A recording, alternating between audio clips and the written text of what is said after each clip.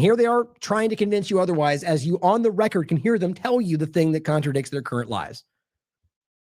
But don't you think for 1 second, Jack, that he was walked by his dog or whatever the stupid thing you say. I promise, says the guy who quit because he was being called out for not doing anything, and now he's out there telling you the same nonsense. Now, Netanyahu says no guarantee of Iran regime change after the war on March 12th. Well, it's just interesting to me. Wait a minute. Didn't you guys tell us that the moment you removed Khamenei that the whole thing would come down because they were so desperate for somebody else? Well, that's not true. And it never was true. And you can prove it wasn't true, like we told you. So he comes out 12 days into this and goes, well, maybe it's not maybe going to be. So already showing you that they were walking back the outcome, which is what I said before. Funny enough, earlier, I was talking with somebody and I said, you know what I think is going to happen? That ultimately this is going to end up where, like we saw before, they don't meet their goals.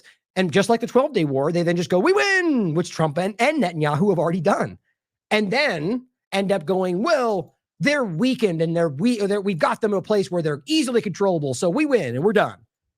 Even though that's not even remotely what you promised. Well, you said, we're going to take control of this and we're going to remove them and we're going to put someone in place because Iran's a terrorist organization. So to end up allowing them to continue to be there doesn't even remotely make sense with anything you've ever told us up until now. But apparently that won't matter, as it hasn't before, because we win, mission accomplished.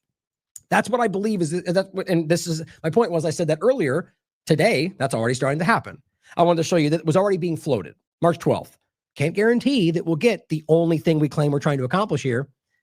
Netanyahu on the 13th, the next day, says he doesn't know if Iranians will oust regime, threatens new leader. So again, we were promised, guys, that just like Iraq, they lied to us about. The Iranian people want this so bad. Like that woman on Fox told you, oh yeah, we're worried the bombing is going to stop because that means we're not. You're talking about innocent people being murdered and they're like, please do it because freedom. Nobody in the world thinks that makes sense. Republicans wouldn't want their own people bombed to be able to take over. It's not how that actually works.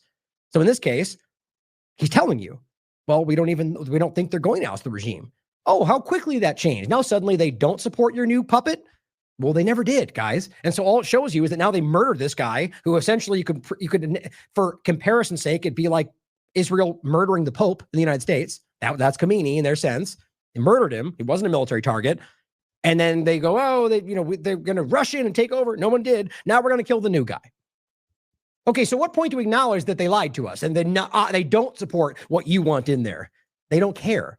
Trump